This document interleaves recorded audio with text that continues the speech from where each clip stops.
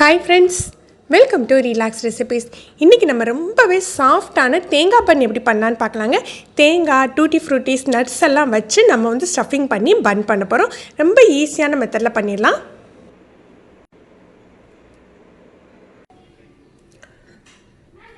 ஒரு 250 ml பால் எடுத்துருக்கேன். நல்ல வெதுவெதுப்பாக இருக்குது. சூடாக இருக்கக்கூடாதுங்க, வெதுவெதுப்பான பாலாக இருக்கணும். அதில் ஒரு 2 டீஸ்பூன் அளவுக்கு சுகர்,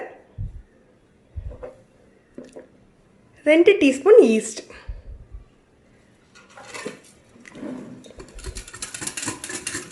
இதை நல்லா மிக்ஸ் பண்ணி வச்சிடலாம். இது ஆக்டிவ் ஈஸ்ட் தான், அதனால் ஒரு 5 நிமிஷத்துலேயே செட் ஆகிடும். இதை அப்படியே எடுத்து வச்சிடலாம்.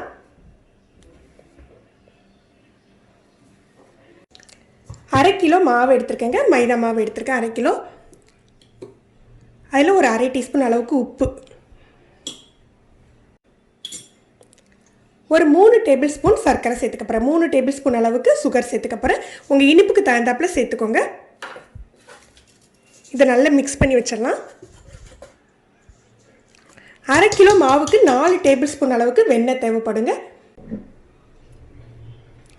பாருங்கள், ஈஸ்ட்டு நல்லா செட் ஆகிட்டு நீங்கள் இப்படி எடுத்து பார்த்தீங்கன்னா தெரியும். இப்போ இதை இதில் சேர்த்துடலாம்.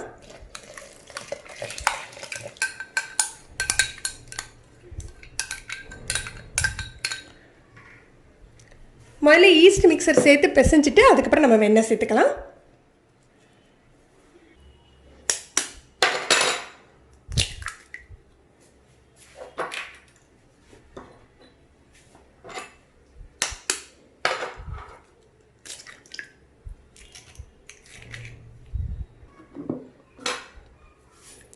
அரை கிலோ மாவுக்கு 2 முட்டை சேர்த்துக்க போகிறோம். முட்டை வேண்டாட்டி நீங்கள் அரை கிலோவுக்கு 2 டேபிள் ஸ்பூன் வெண்ணெய் எக்ஸ்ட்ரா சேர்த்துக்கோங்க. இதை நல்லா மிக்ஸ் பண்ணிவிட்டு மாவோடு சேர்த்துடலாம்.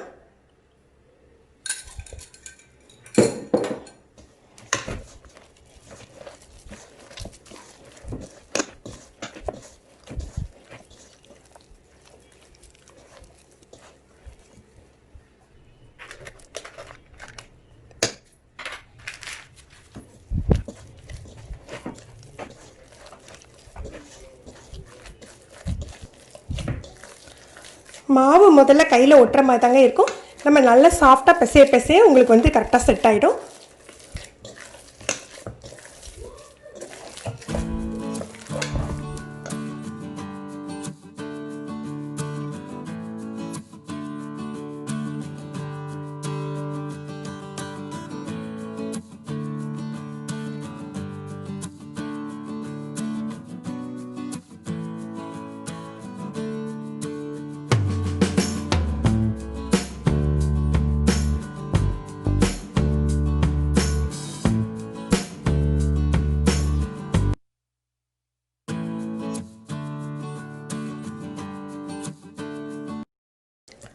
மாவு நல்லா பிசைஞ்சு எடுத்த பிறகு லேசாக எண்ணெய் அல்லது வெண்ணெயை தடவி மூடி வச்சிடலாம்.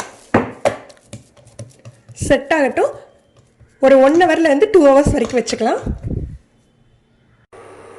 ஒரு ஸ்பூன் நெய் சேர்த்துக்கலாம்.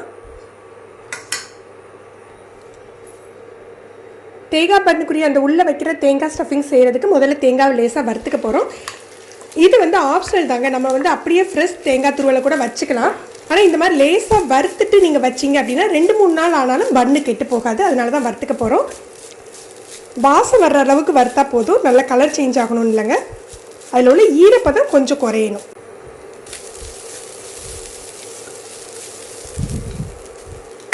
இப்போ தேங்காய் வாசம் வர ஆரம்பிச்சிச்சு. கொஞ்சமாக காஞ்ச திராட்சை, உடச்ச முந்திரி பருப்பு கொஞ்சம், இது ஆப்ஷனல் தாங்க, உங்களுக்கு விருப்பப்பட்டால் போட்டுக்கோங்க. டூட்டி ஃப்ரூட்டி, கொஞ்சமாக செரி, இதெல்லாம் நல்லா மிக்ஸ் பண்ணி விட்டுருங்க.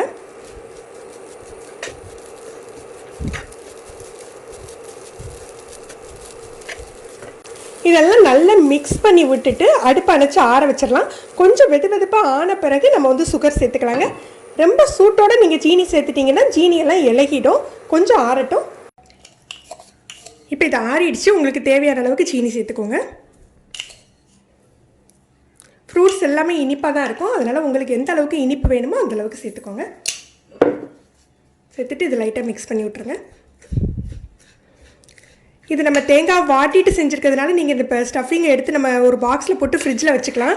ஒரு சீக்கிரம் கெட்டு போகாது. இது மாவு நல்லா செட் ஆகிட்டு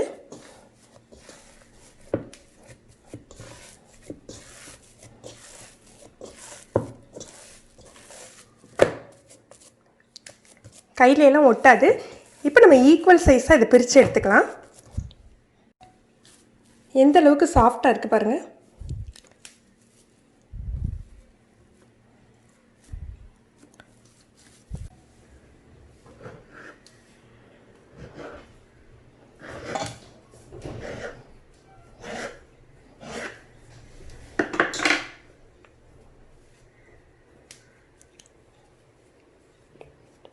இது இந்த மாதிரி உள் பக்கமாக மடித்து விட்டு நம்ம உருட்டி எடுத்துக்கணும்.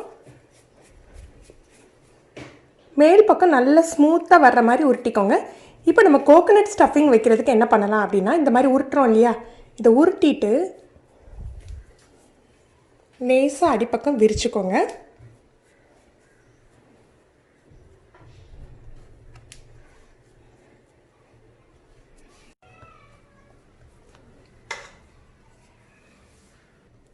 இதுக்குள்ளே தேவையான அளவுக்கு நம்ம ஸ்டஃபிங் வச்சுக்க போகிறோம்.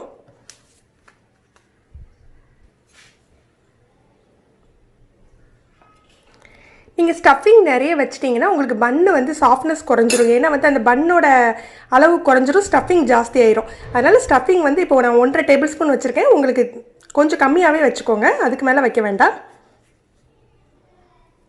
நல்லா கவர் பண்ணிவிட்டு இப்படி ரோல் பண்ணிக்கோங்க.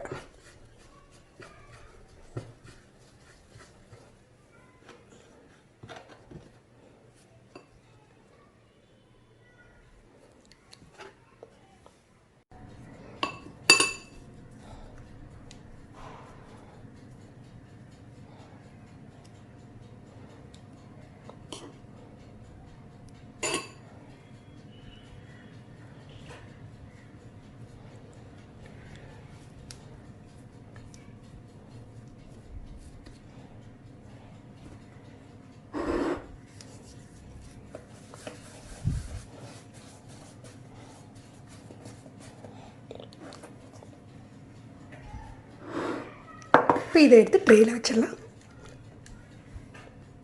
ட்ரேயில் நல்லா கேப் விட்டு வச்சுக்கோங்க. இப்படி ஒவ்வொன்றையாக செஞ்சு வச்சுக்கலாம்.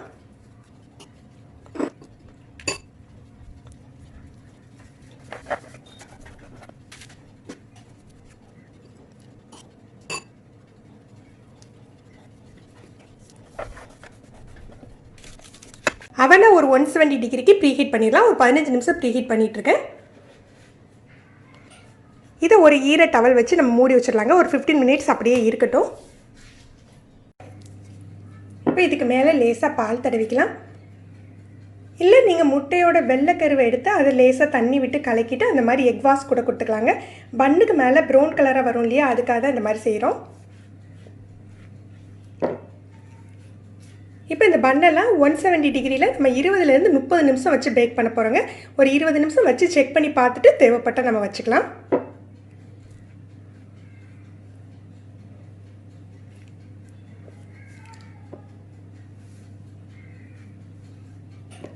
இதை பேக் பண்ணையில் மீடியம் ரேக்கில் வச்சு பேக் பண்ணிக்கோங்க.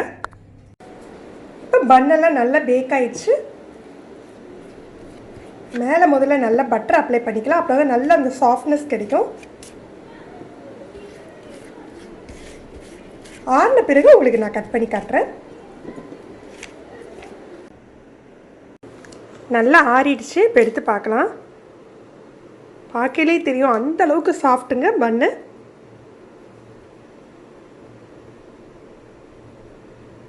கட் பண்ணி பார்க்கலாம். பாருங்கள் எப்படி இருக்குன்ட்டு. ஃப்ரெண்ட்ஸ், நீங்களும் இந்த ரெசிபி ட்ரை பண்ணி பாருங்கள். எப்படி இருந்ததுன்னு கமெண்ட் பண்ணுங்கள். உங்களுக்கு இந்த வீடியோ பிடிச்சிருந்ததுன்னா லைக் பண்ணி ஷேர் பண்ணுங்கள். இது வரைக்கும் நம்ம சேனலை சப்ஸ்கிரைப் பண்ணாதவங்க சப்ஸ்கிரைப் பண்ணி கீழே உள்ள பெல் பட்டனை ப்ரெஸ் பண்ணுங்கள். அப்போ தான் நம்ம சேனலில் போடுற புது புது வீடியோக்களோட நோட்டிஃபிகேஷன் உங்களுக்கு இமீடியட்டாக கிடைக்கும். தேங்க்யூ.